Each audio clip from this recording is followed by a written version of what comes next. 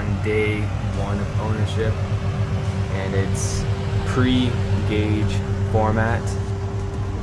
So first step is the spoiler. The SS has a factory spoiler, and it creates too short of an illusion, so I got a wicker bill that kind of elevates the height. So brand new car, what do?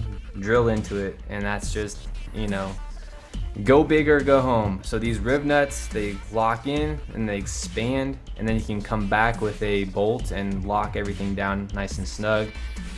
And then in this video too, you can see that I have LED lights in the back, and I did halo in the front, and then the LED side markers. That'll be another video because that was a very long process. So next up we have tires and rims. So the factory rims, the rear is 275 and the front was 245, and it was a safety hazard. When you punch it, the car would walk like 1.5 feet, and it was really sketch. And they had nice Pirellis, so the tires were nice. It was just not enough traction.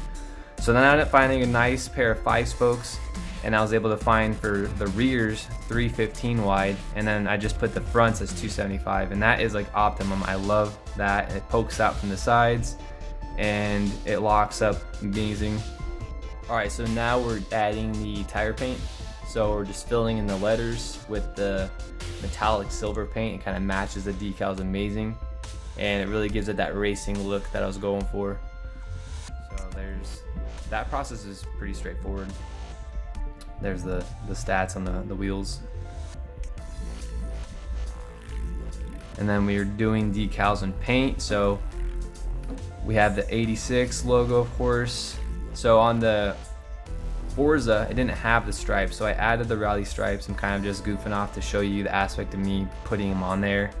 And then the monster claw on the front, and then the little side gills.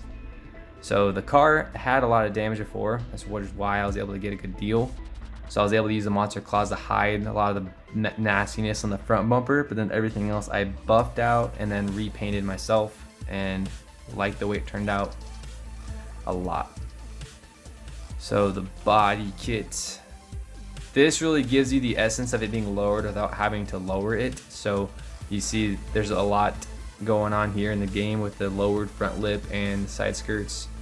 So this stuff was pretty essential to me. I was very excited once this was done. I really felt like the car came to life after this, and it was basically install it with 3M tape, a really high-end 3M tape, and then come back with self-tapping plastic screws to really lock it in.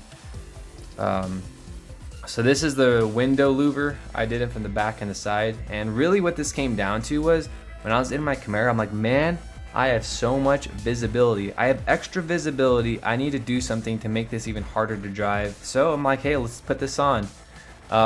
No, I like the sun off the back seat, and then I like the aspect of old retro muscle had that, and I wanted my car to kind of have that vibe. And then yeah, what else? So I have the little rear little splat thing in there to kind of continue the lines from the side skirt.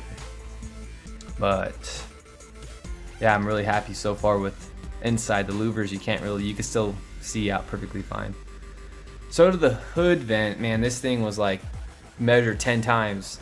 You're only making a permanent hole in your hood, but it really wasn't bad. You had all these lines that the hood has to follow to make your measurements from. So cardboard template, cut that out with the angle grinder, then a little Dremel for the precision corners, and then deburred it. And then again, upgrade to really good 3M tape. Don't use what they give you. That's my best advice for you. And this is nice too because you could literally see the heat escape. So it's doing its job, and it looks really cool. So I think I'm wrapping up here. I'm gonna get ready to do the audio bite stuff. So I'm gonna go ahead and just log off, and you guys enjoy the rest of the video. Peace out.